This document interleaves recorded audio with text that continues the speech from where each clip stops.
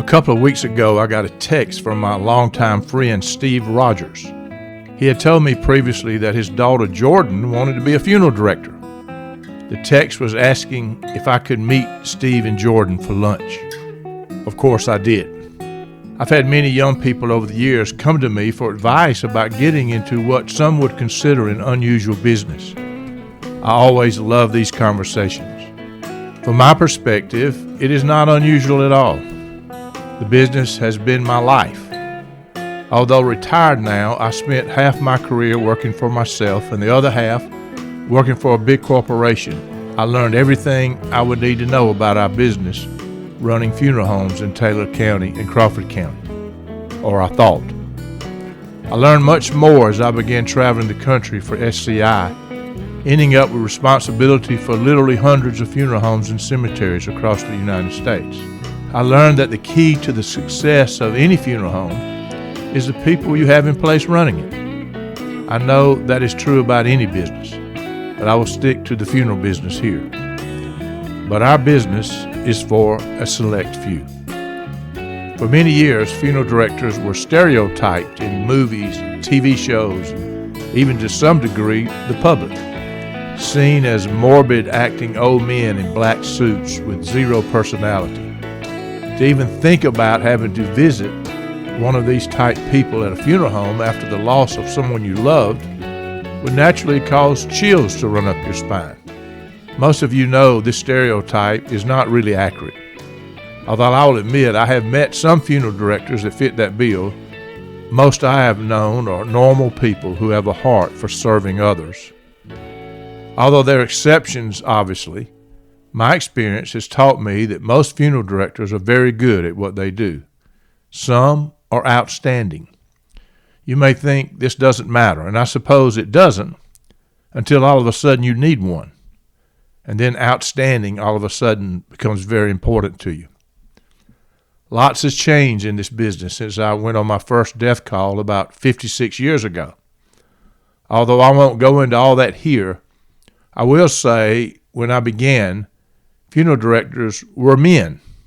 I know there were a few exceptions, but for the most part, when a family came to a funeral home, they met a man, and yes, in a dark suit. And many times he was behind a desk. It was almost like you were at a bank when you go in to borrow money. Not very cozy for sure, but something you had to do. But that has changed. I believe women in funeral service had a lot to do with the change that has taken place. Today, when you go into a funeral home, there's a good chance the person you meet with will be a young lady dressed in bright colors, with a warm smile, outgoing personality, and with a skill set to make the worst day of your life somehow much better. Exactly like the impression I got of Jordan Rodgers, who was sitting across the table from me the other day, eagerly asking me questions about our profession. Again, I have known many outstanding male funeral directors in my life, so you do not have to be a female to have a warm smile or outgoing personality and unique skill set to be outstanding. But I do believe women in funeral service have taken our profession to greater heights. They tend to be nurturing caregivers who have a bent for meticulous details and connecting with families on a personal level. Women in funeral service have also made male funeral directors better at what they do, thereby elevating service levels throughout the profession. So as I was trying to answer Jordan's questions a few days ago at our lunch meeting, I was thinking about all the potential she has in our profession. I also was thinking she needs to be talking to some female funeral directors who have done well in this business. Then I had this bright idea for a podcast. I'm about to introduce you to Jordan Rodgers, who is just beginning her career and is full of questions. Then I will have 3 experienced female funeral directors to talk about their careers, experience, and maybe some obstacles they faced as females, and to give a little advice to Jordan. In doing that, I believe they will be giving advice to other unsuspecting ladies whose interest in our very unique and fulfilling profession may be piqued by this conversation. So, in addition to Jordan, my guests are Tracy Crook from Chapel Hill Funeral Home in Oklahoma City, Jessica Kline from Lee Funeral Home in Little River, South Carolina, and Lindsey Whitmore from Reynolds Hamrick Funeral Home in Waynesboro, Virginia. I know these three ladies well, professionally and personally. I can tell you they are more than outstanding at what they do. They are among the best of the best. Viewing life from a hearse, it could be worse. Laugh, think, and cry with the country undertaker. This is Bruce Goddard, and you're listening to the View from a Hearse podcast. As I've mentioned, my first guest today is my friend Jordan Rodgers, who is from Perry, Georgia. And Jordan, how are you this morning? I'm doing wonderful. How are you, Mr. Bruce? I am wonderful. Tell us a little bit about yourself. Introduce yourself to this audience. Well, good morning, everybody. My name is Jordan Rodgers. Thank you for my introduction, Mr. Bruce. I am a funeral apprentice and just still very new to the business. I actually found out that I was interested in funeral business when I went to the University of Tennessee and studied forensic anthropology. It was definitely a different degree, but I was around kind of some different things, and I thought, I've never gone into a funeral home. I've never thought about working at a funeral home. So I walked into a funeral home. It was just immediate. I knew that that was what the good Lord put me on earth to do, and I love it. So let's back up a minute. So you grew up the daughter of an accountant, and you really hadn't been around funeral business at all, except if you go to a funeral of some family member, right? That is correct. No one in my family extended close to me at all is in the funeral business. So what did your parents think when you came home and said, after you studied forensic anthropology, is that what you said? Yes, sir. So what did they say when you came home and said, I think I want to go in the funeral business? I bet that was an interesting conversation. You know, they immediately were very supportive. It was different when I started getting up late at night to go on a call or things like that. And it still is kind of an adjustment, but they have been nothing but supportive. From a distance, they have no interest in it themselves. But I bet. they've been awesome. Well, actually. your parents, I know them, so I know they'd be supportive, but I wonder if you put your ear to the door when they closed the bedroom with what the conversation was, she's going to get in the funeral business. It's just funny to me. Of course, I grew up in this business. It's my life, so I don't think anybody else, but other people look at this and think, boy, when my daughter grows up, I sure would like her to be in the funeral business. But, you know, what a wonderful, wonderful profession, and what a wonderful way to make a living. When you meet with a family and walk them through this process, they'll never forget you because you only have one mama and one daddy or whoever you're burying or child or whatever it is, and they don't ever forget you. And if you do it right, you've made a friend forever. What a fulfilling profession. I didn't know what I wanted to do for a really long time, and you know, nobody expected me, of all people, to go into funeral business. And I wanted to encourage people who maybe didn't know what they wanted to do. And it may not be funeral business that they go into, but I understand what it's like to not know what you want to do, to be the 20-something kid who has no idea what they're doing. No, I was fortunate because I knew what I was going to do, but most people, my friends when I was in college, had no idea what they wanted to do. That's a great point. I think the biggest thing for women is, and we'll talk about this several times during this podcast, but there's some women that may be very good at this that do not get in it because they don't want to have to deal with, quote, the dead bodies, and they don't want to be around death. Right. But the majority of what we do is you're dealing with live people. You're dealing with people going through grief. And, of course, there's so many states now that allow for what we call split licenses, where you can be a licensed funeral director or a licensed embalmer. And Georgia doesn't have that yet, but they probably will. But that wasn't the case for you. No. You got into this because you were really, the science of all this is what really attracted you to this business to start with, right? Absolutely. And just the just the amazing thing that is reconstructive art. If I could help a family see their loved one in a positive light, I just have such a desire to make people look better than maybe their families expect them to look. I love the work. I love the small details about it, be that embalming or cosmetizing. Both of those things really go hand in hand, and I love it. Whether you're in the back room or the front room, details are very, very important. So what has been your experience so far? My understanding is you're working part-time at Watson Hunt Funeral Home in Perry. You're in the process of learning how to embalm. Yes, sir. Okay. And you're going on death calls. Are you going alone, or you go with somebody, or how does that work? So it all depends on the call. If it is at a home and family's waiting, I always go with another person. Right. And I'm sure other funeral homes are the same way. If it's at the morgue, if it's at the morgue, really, you can go by yourself. But that's rare.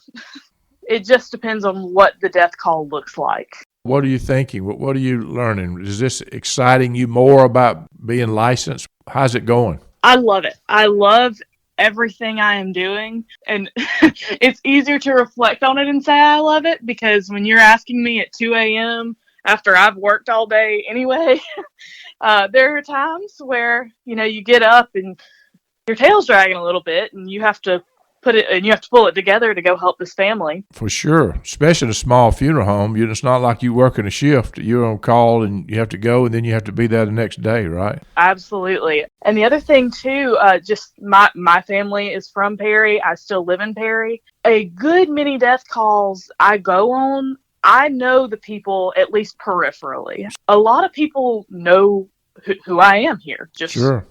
That's just way to say it, is a lot of people know who I am. So, I really try and make sure I'm put together and ready to go help this family. I remember my dad, and when I was a kid, I'd have to get up in the middle of the night and put on a suit just for that reason. People certainly knew who I was, and all of a sudden I was representing him and that business, and that's what you're doing. You're representing not only yourself and your family, but you're representing that business that's been there a long time, that people work very hard to build that reputation, and it's important that you represent them well. So what are your aspirations? My understanding is you have already started mortuary school, right? Yes, sir, I have.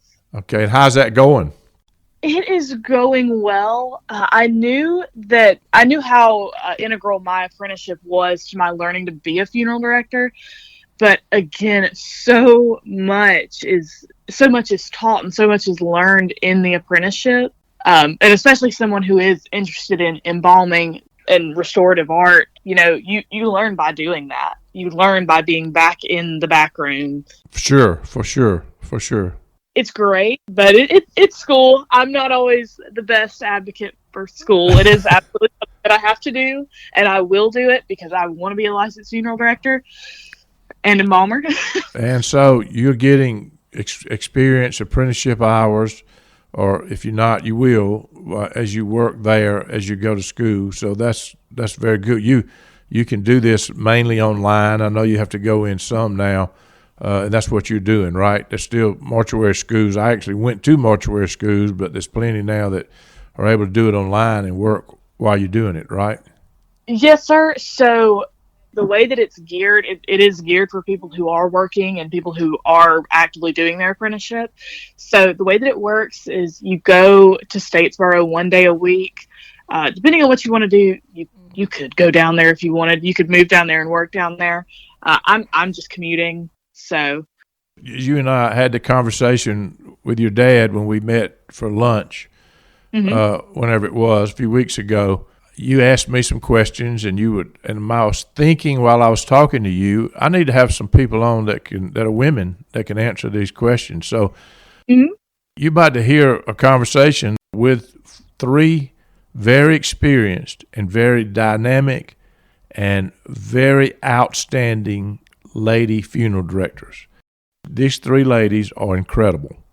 And I asked them several questions, and you're about to hear to get advice for you, but not only for you, but for other women or females that may want to get in this business. They're going to talk about how they got in the business. They're going to talk about changes, and especially this whole thing about split licenses, because that's important to a lot of other women that really have a great opportunity to get into this that don't want to get in the science part of it in the back room. And what you're going to find is that, a lot of the bigger funeral homes, you do one or the other. And a lot of them, you don't do both. So you'll see that. And then they're going to talk about what's most fulfilling to them after many years of doing this. They're going to talk about obstacles that they've had to experience because they were women coming into a man's world, and obstacles they had to maneuver and overcome. And then they're going to give you some advice as you start off on a wonderful career. And then I'm going to give them your email address, and they will all send you a note. And so you can have a little relationship with them, and you can talk to them now and later or whenever. They're great people. They'll be glad to be there for you as you walk through this. That sounds amazing.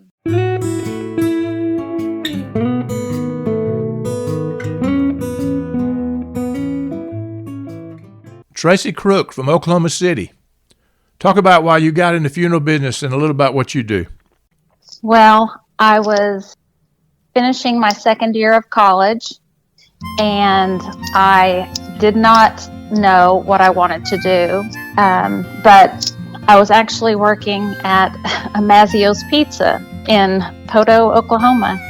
And so the guy that made all of the removals at that funeral home in Poto, he would always stop by there if he was working that night. And then so I got to visit with him a lot and became interested. And I actually knew the funeral home owner / director. So, and he was also a pastor. So he was just a really good salt of the earth, man. And, I just admired him and wanted to be like him. I wanted to be there and help people, in their time of need. So how long have you been doing this now? How long have you been licensed? 29 years. You've got to be kidding. So, I know. Wow. 29 years, and you're just 35, so that we started early. Yeah. Oh, yeah. Yeah. I was on the accelerated program. Yeah, you were. I cannot believe that you've been doing this 29 years. This is Jessica Kline, who lives in Murrell Inlet, South Carolina. I did a lot of things before I did the funeral business, but I lost my college boyfriend in 1996. And it took me from 96 to 98 to figure out that's what I wanted to do. But the funeral director that was there at the time he passed away was just amazing. He had died by carbon monoxide poisoning, and he was so tan that I didn't understand. So the funeral director sat me outside and explained a lot of things to me, and he made things better for that, just for that little while. He didn't make it better, but he made it so that I was able to feel a little bit better. And I was going to be a school teacher, and then I was going to be a nurse. And then one day I woke up and said, you know what, that man really made an impact, and that's what I think I want to do, is make somebody feel better, even if it's just for a minute. I made a phone call. I was living down here at the beach, and I made a phone call to one of the local funeral homes, and I said, I don't know what it's called, I don't know what you do, but I know I want to. And so they invited me into the funeral home and gave me a tour, sat me down and kind of talked to me. And this was long before OSHA was involved, so I got to actually go into the back to see kind of what that's all about. And they told me all about Gupton Jones, and so I decided then that that's what I think I wanted to do, and everything else has happened. I didn't realize you went to Gupton Jones. I don't think we've ever talked about that. You were there a lot of years after I was, for sure, but I didn't realize that. So how many years have you been licensed, Jessica? I got licensed in 2001. So 22 years almost, right? So Lindsey Whitmore from Waynesboro, Virginia. Talk about why you got started in this business. For starters, I do not come from a family-owned funeral home background. Neither one of my parents worked as funeral directors. I became interested in this career path during high school when I had 3 grandparents that passed away in 1 year. And that was really my first experience with death, was the death of my 3 grandparents. And so my mom's dad died in January. My mom's mom died in February, and then December. And then the following February, my dad's dad died. And my mom's parents, their health had been declining, and they were as expected as it could be that they were going to be passing away. My dad's dad died very suddenly and very unexpectedly. So watching my family navigate those losses and working through the grief of those, because they were all different, it really became something that I was interested in. And not only just that side of it, but also the science side of it with the embalming. All 3 of them were embalmed. They had open caskets. We had traditional funerals for all 3 of them. In high school, I had considered that. And then once I graduated, I went to the University of South Carolina for 2 years. By the way, go Gamecocks. I hear you. Go Dogs. Well, I won't hold that against you.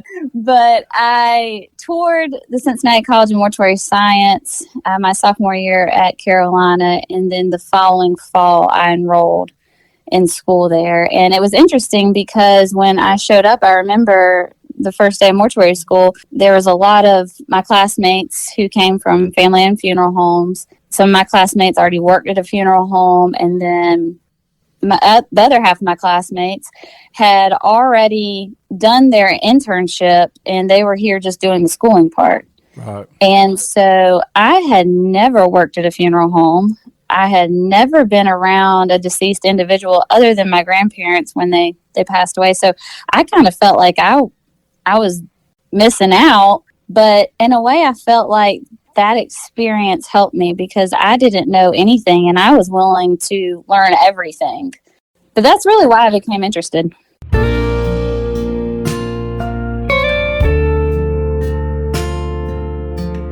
Jessica, our profession is changing for sure. Do you have to be an embalmer in South Carolina to be a funeral director? Talk about that and some of the changes you've seen in our business. We do have split licenses or dual, and I'm actually dual licensed. Do you still embalm? No. So you haven't embalmed in years, right? Correct. Funeral directing has almost become like an event planner, right? Talk about a little bit about how that's changed since you've been around. Well, I've been fortunate to work at funeral homes that are large enough to where they have an embalming staff and a funeral directing staff. So the embalming has never been anything that I've really had to do or be around. But the funeral directing is what I'm most, that's what I enjoy doing. And I enjoy the event planning. I enjoy having the families take away something that was, of value to that person that died. And, there's a preacher that does a lot of services at one of the funeral homes I used to work at. And he always says, don't let the death overtake the life of someone. And I think that's so important because we've done takeaways to people that, when we get together and we sit and we meet and we talk about who the person was, I like to just put my pen down and just let them talk and share. And when they do, they tell you all sorts of really good things. And we've had people that probably one of my favorite things is, being down here at the beach. People love the ocean. And when you can incorporate, the ocean into, when a family walks in the room and you've got a little keepsakes of key rings that have a little bit of the ocean in it, and the families walk out and they've got something that's just a little thing, a little memory to take with them that, their best friend loved the ocean. So here's a little bit of the ocean to take to keep her in their heart, and they can hold on to it forever, little keepsakes. And I enjoy that. And probably my most favorite one besides the beach is when we had a gentleman who loved to hunt, and we were able to go and get empty, I don't know a whole lot about bullets and stuff, but anyway, we were able to talk the company where we bought them into drilling holes, and we made key rings. So the family was able to, all their friends were able to take little key rings of, I guess, bullet shells. It was kind of cool, though. and take them with him. And we had, some of his stuff, he had shot a big bird. So we had the big bird there. And, we ask him to bring things in. And then sometimes we don't ask him to bring things in, and we just surprise them like we did with the little bottles of sand, those kind of things. And when they turn the corner and they walk into the room and they see something, that's what it's all about. It's knowing that we listened and we took a little bit of extra time and care to do something for them, because that's really all we have these days is service. And that's what they walk away with. They don't walk away with what kind of casket they were in or what kind of urn they were in. They walk away with how they felt and how they were treated. And that's changed a lot from 21 years ago. Oh, my goodness. The amazing part of this profession is, whether you're man or woman, the importance of what you do, because, you don't think about it. Most people don't have deaths a lot, but when it happens and you have somebody close to you that has passed away, you want somebody that you're talking to that knows what the heck they're doing and that they're good at what they're doing, and you have no idea the questions to ask because you don't do this all the time. So you want creative people that are helping somebody walk through, and people got different needs. So, everything's not the same for everybody, for sure. Lindsey, do you still do any embalming now? I do. I actually just embalmed yesterday. How about that? Yeah, and Virginia actually offers now a license just as a funeral director or a license as just an embalmer. They changed that a couple years ago. But I hold a license as both a funeral director and an embalmer. And I do enjoy that side of my job. It is challenging at times, but I feel like that is the last thing that we can do for that individual. I'll never forget my mentor, Scott Slavin, who's my boss still. When I was an intern, he always told me, he said, Lindsey, embalming is 90% effort and 10% skill. And he is right about that. The last thing that we can do, a lot of times at the end of someone's life, they haven't been able to have their hair cut or trim their fingernails or, trim their eyebrows. And those are things that we do so that when their family comes back in, they remember that individual as the healthy person that they loved, that took care of themselves when they were able to. A lot of times at the end of life, there's people talk about the details in a funeral service, but there are also so many details on the preparation side, right. Making sure the fingernails, the nail polish is correct, making sure that the hair is correct, making sure that mom had the perfume on that she always wore. Well, you have a passion for both sides of it. There are people that are very good at being creative and creating events and funerals and handling families that don't have the passion for that side, but you obviously are very good at both sides. That's great. That's amazing. Tracy, what are your thoughts on dual and split licenses in the state of Oklahoma? In the state of Oklahoma, when I got licensed, it's a dual license. You had to be both. Okay. So I did embalming for my apprenticeship, practicum, different things like that. Nowadays, you can be either a funeral director or an embalmer in the state. Georgia doesn't have a split license right now, and they're talking about it in his legislature. Talk a minute about how you see this industry changing. In 29 years, you've seen a lot of changes. What makes that enticing for a woman when people are moving towards more events than they are like traditional funerals like you and I used to do? Talk about that just a second. Yeah, funerals have definitely changed. You don't have your just 6 pallbearers and 2 songs and call it good. We're planning and we're making videos, editing, doing so much more than just embalming or just meeting with the family. A lot of people are doing more of a celebration of life, and it really gets to be a lot of, someone described it once as we're like wedding planners, but we have to do it in a short amount of time. Yep. It's almost like you're event planners for sure, and that brings on a whole new skill set that ladies are very good at. Ladies are good at all of it, but they're certainly good at creating an event that is different than what we used to do, for sure, right? Yes, I agree. And, I've been trying to think about what it is that a woman has that a man doesn't, that makes us better. I mean, I know I feel like we are more nurturing and, natural caregivers. For some reason, I think we can plan and put together, a celebration. I think this profession is a wide open field for women. When I first came in, Tracy, there were hardly no women in funeral directors. I mean, it was very rare, and that has changed. I mean, you guys had almost nothing but women in Oklahoma City for a while, and and it's really refreshing, and it's good for our profession for sure.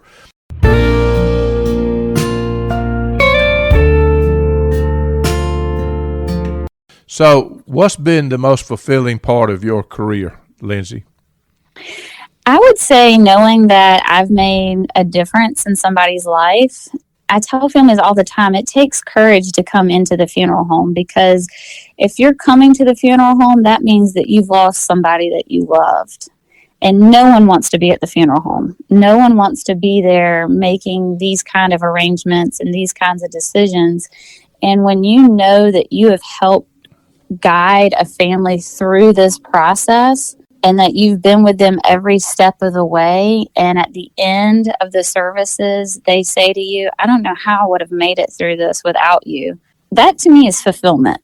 And with that comes most of the time a lifelong relationship that you have built, right. And they'll be looking for you the next time something happens in their family. In fact, they will drive a long way to find you, because they know you and know what you did and know how well you did it. Tracy, what has been the most fulfilling for you in your 29-year career?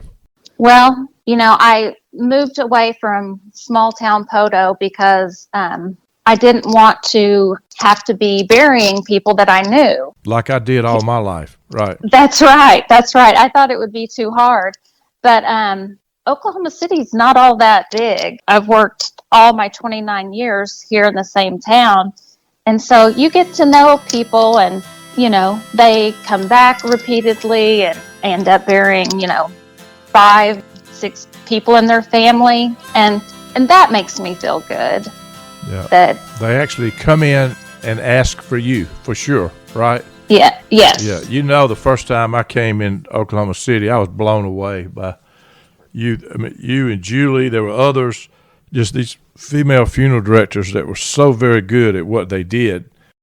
You make a lot of connections in this business, not only with families but with colleagues, right? That's right. You got a very unique thing in common, for sure.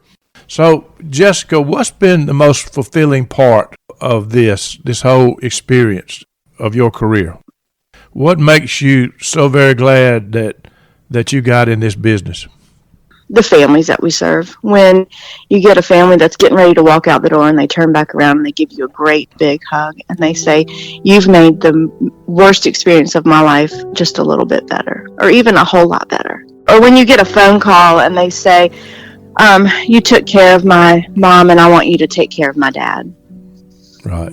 Those are the things that are most important. And, I always say we start a conference with a handshake, because we don't know one another.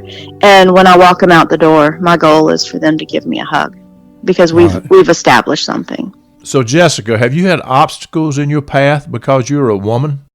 Absolutely. And I will tell you, when I first started, I was gung-ho that I was a woman and could do anything a man could do better, which was kind of comical, because I don't because after you do that and then they say, okay, we'll give it a try, here's your night calls, and so you're out in the middle of the night, and at the time that we used hearses to make all the removals, and so 2 a.m. I'm driving the hearse down the street and people are looking at me, and and so I got the experience, but I did have a hard time getting in. People thought that that women were supposed to be administrative.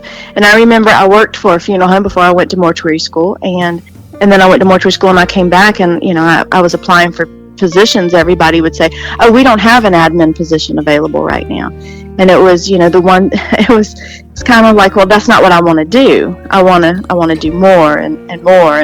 And so that's, so it was a struggle. And then I finally did get into a funeral home, and I was able to really start working with families. And my experience in the embalming room did not, it wasn't what I had wanted it to be. I felt like I was much better dealing with families than I was in the prep room. And so I was fortunate, like I said, to be able to work at places where they wanted to focus on our good qualities, and they felt that I was good at dealing with families. And so that's kind of how that evolved into me being more of a funeral director than an embalmer. But I did keep I am dual licensed. But on the other hand, there's some people that out there that, especially ladies, that I wouldn't mind getting in this business especially when they understand what it is you do.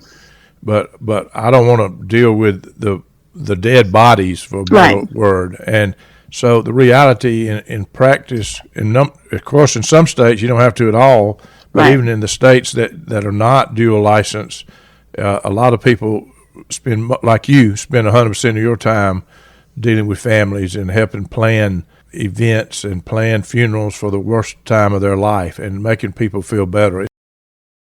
How about you, Tracy? Have you had some men put obstacles in your path when you got in this business? When I decided that I wanted to do this, but I didn't know how I would feel, around a decedent or, during the embalming. So in that same small town where I had admired the funeral director, I talked with him, and he explained to me about being an apprentice through the state board. He really gave me the runaround, Bruce. Wouldn't answer my phone calls for the longest. Finally, he ended up telling me that the last woman that worked for him had a nervous breakdown. He was not going to hire any more women. So that was very disappointing. It discouraged me, the man that I kind of felt like almost a mentor. But anyway, I just packed up and went ahead and moved to Edmond to go to school. And about a third of my classes 29 years ago were females. So, I'm betting it's grown since then. Have you sensed that some of the guys would be jealous of a female funeral director coming in and doing it a little different and being different? Do you think that's been part of the obstacles in your career? I'm sure you've experienced everything in 29 years. I would imagine you've experienced that. To be honest, the ones that I have worked with were on the lazy side, and they were okay with me doing, more and above and beyond. It was kind of less that they had to do. Wow. I can tell you, I remember there are men early in my career that did not think women should be funeral directors, if you can believe that. And all I could do was laugh almost when somebody would even mention. I've known two people that have told me that.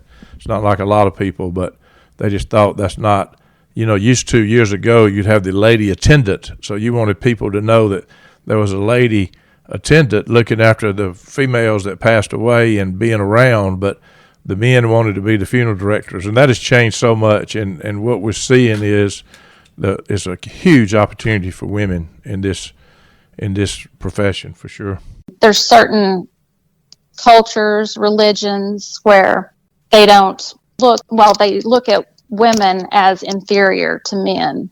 Right. And, and then they only want a man going to make the removal when a man has died. And my experience is they don't really care when it's a woman who's passed away.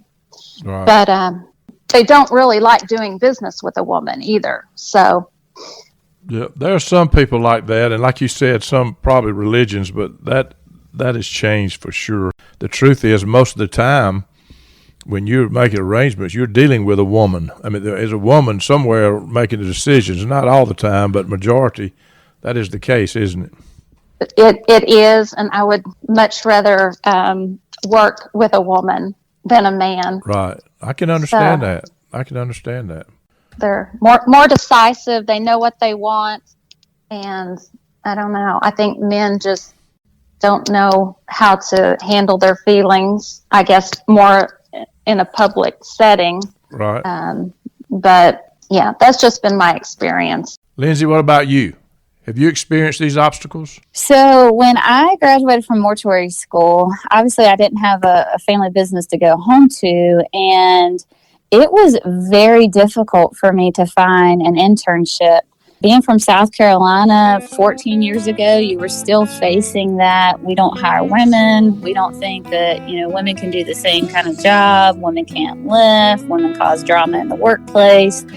And so I didn't necessarily want to go back home. I was 21 years old and I was like, yeah, I could go anywhere. I have no ties. I'm not married. And so I found the internship here. I applied for it and I got it.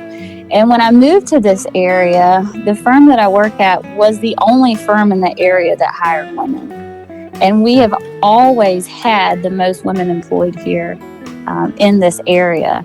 It became very frustrating to me as I would send out resumes and I would do phone interviews. And I couldn't help to think, if I was a man, would I have been offered all of these jobs with no questions asked? A lot of people said, your resume looks great, you've interviewed great, but we just don't have a position.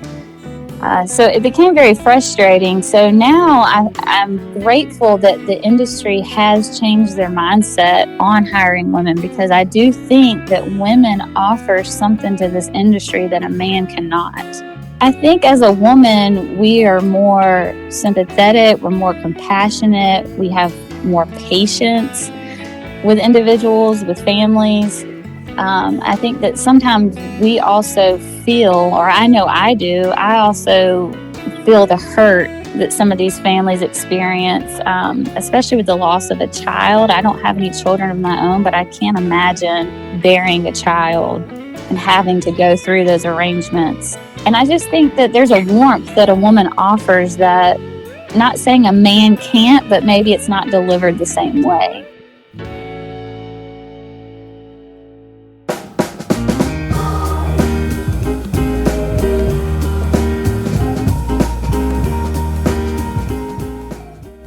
Tracy, so what advice would you give to Jordan, who is just starting out in this business? I guess, first of all, don't wear your feelings on your sleeve. We're dealing with families who their emotions are just all over the place. Sometimes we catch the brunt of what they're going through. That is a fact. Yep. Yeah. And I know that it's still a little difficult for me not to take it personally, but you just have to remind yourself that they're going through it, and remember your job is there to give them grace and help them through what, this time in their life. Right. Everybody that's ever waited on families has a lot of stories with families. Really, they have nobody else to take their anger out or frustration out, and we become the brunt of that. And it is true. If you wear your feelings on your sleeve, you're going to be miserable, because you deal with that a lot. I mean, not everybody, for sure. And in fact, not most people, but there are many where people, they're looking for somebody to blame, and we're the only people in the line of fire. And they're paying us to do what we're doing, so we become a target, right? That's exactly right. So I interrupt you, Jill. What else were you going to say to Jordan? I am the kind of person where I have trouble turning the job off at 5 o'clock and going home at the end of the day.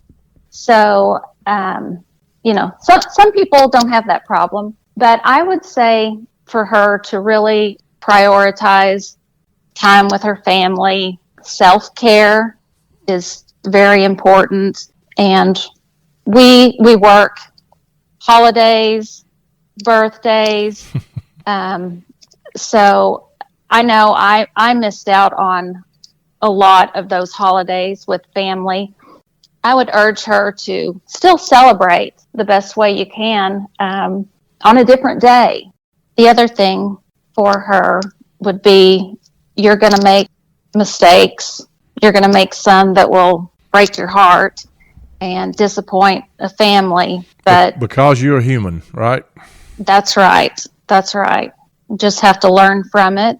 I think experience is the best teacher. Just pick yourself up and go on, and that maybe 5% of the families you'll make that mistake, and the others will praise you and say, I couldn't have done this without you. Thank you for being there. And I've come to believe that it's a calling. You need to have the heart for it, and you have to listen and just be there and really do whatever the family needs. Jessica, what advice do you have for Jordan? Oh, I would tell her to definitely to continue her dream, because if it's a passion that she's thinking about, then she's going to be able to succeed. And that's the thing. Don't let anybody tell you any different, because it's hard. I mean, we really are, as women, we have walked into a man's profession, and we have had to actually not walk, and we've had to beat the door down on some occasions. My family didn't own a funeral home, so I really came into it blind. And I've been able to use I've been fortunate that I have been allowed to use my creativity, but I have pushed my creativity out there too. And don't give up on it. It is the most rewarding. There's no words to describe it. I mean, when the toughest part of your day is deciding what you want to wear to work, that means you're doing what you really love to do. And that's the truth. I mean, the families that and you work for the families, and I think that's the key thing that we forget in this business, is that we work underneath the roof of a funeral home, but when our hearts are in it, we are working for the families we're serving, and that's what we're doing. They've basically handed us this puzzle of confusion and sorrow and all these. They've tossed this puzzle on the table, and it's our job to put that puzzle together and add a few unique pieces so that they don't feel like they're just a number. And then we carry that puzzle all the way through the service. You say something, Bruce, when you do your talks, and you talk about laugh and cry and think. And and when I'm meeting with a family, I've taken that to heart. And they need a little bit of laughter in that arrangements office. They need laughter in the room where they're gathering with their guests. They need laughter during a funeral service.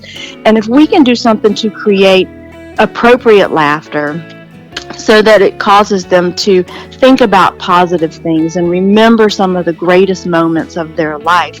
They're going to cry because they're sad, but they're not going to live in that. They're going to live in the memories that they had, and the laughter and all of those great things.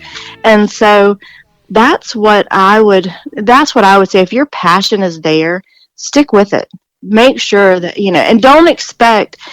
And I think that we go into this with these expectations that we're going to solve the problems of the world, and we're not. We're not going to solve their problems. We're just there to make them a little bit better. And never ever let something that you think that might make a family, if you've got, never ever think that there's anything that you could do that is done from your heart be something that a family may or may not appreciate, because they do. They appreciate us being kind, genuine, and there for them. So what we created over the years as a profession is, again, a lot of people don't deal with this a lot, and there'll be many people that will come in to your funeral home tomorrow when you're back at work that hasn't done this in 20 years. So they are expecting this, whatever this persona we have of this male funeral director sitting behind the desk with a dark suit and kind of a morbid personality, and they're expecting the absolute worst. And when they walk in and they find a Jessica Kline full of personality that gives them immediate comfort and uses their talents to make people feel better, it's different than it was different. It's different than it was when I was coming up. But I agree. I think women take this to another level, and especially in today's environment, it's never been so important. It's a wonderful profession for anybody, but it's certainly a wide open door for ladies. You guys have already broken the door down, I mean, it's pretty commonplace now, but in my career and in your career, it was not commonplace. So, oh, yeah. And there's nothing greater than when a family comes in and they go, "Oh, I was expecting this. I was expecting this man in this black suit, and look, we're laughing, and this has been so much better than I could have ever expected." That's a really good feeling. Somebody listening to this, what are you talking about laughing? Folks, there's a fine line between laughing and crying. Sometimes people feel guilty for chuckling at a terrible time, but that is life, and that makes what you're going through so much better. It gives you balance, and it's not like people in there cracking jokes, but you're real, and you have a real conversation, and you make it okay to laugh, think, and cry, and that's really what you're doing, and it's good for them. Lindsey, I know you have great advice for Jordan, or any women for that matter, who are thinking about getting in this business. So there's 3 points that kind of come to mind, Bruce, about this. And the first one is to be teachable, to show up every day with a willingness to learn, to improve. There's so much in this industry to learn. And as long as you have a thirst for knowledge and success, it will follow you as long as you remain teachable. This day and age, it seems like so many people think they know everything about everything. And all people really want is someone who is teachable, someone who's willing to learn, to put forth the effort. My second piece of advice would be to find a good mentor. Find someone who is willing to spend their time investing in your success. That to me is the most important thing, because we spend so much time together. Most of the time we spend with each other more than we do with our own families. True. So this individual is going to help mold you into the funeral director that you will become. And all of us, and I think I can speak for you too, we remember who that mentor was to us. Sure. As a young funeral director. And we never forget that person who taught us kind of the ropes of the industry. Very true. Thirdly, I would say a strong work ethic. I mean, I remember growing up, my parents always told me, you're getting paid to do a job. And even if there is nothing to do, find something to do without being told to find something to do. And I can tell you, by having a strong work ethic, you actually gain the respect of those that you work with. Sure. They see that you're willing to put forth that extra effort. And lastly, I would say is probably the why. There will be days in this industry that you question why you chose this career path. You'll miss holidays, family events, major life events, and will spend tons of scheduled days off working. But every one of us in this industry has to remember our why we show up every day, why we are there for these families that call upon us in their time of need, why we sacrifice our own personal lives so that we can be there for someone else in their time of need. And I think so many of us at times do forget that why. Yeah, and I also think your family has to be supportive, and your family has to understand that this is a calling. And unfortunately, when the phone rings, sometimes we have to go, and everything else just kind of has to be put on hold for a moment. And so I am thankful, that my parents, my sister, my husband, they do understand that this is not necessarily a job to me. This is a calling. And sometimes we have to postpone holiday dinners, or we have to celebrate on a different day because I have to work, and they get that. And you need to have a support system in this industry that understands.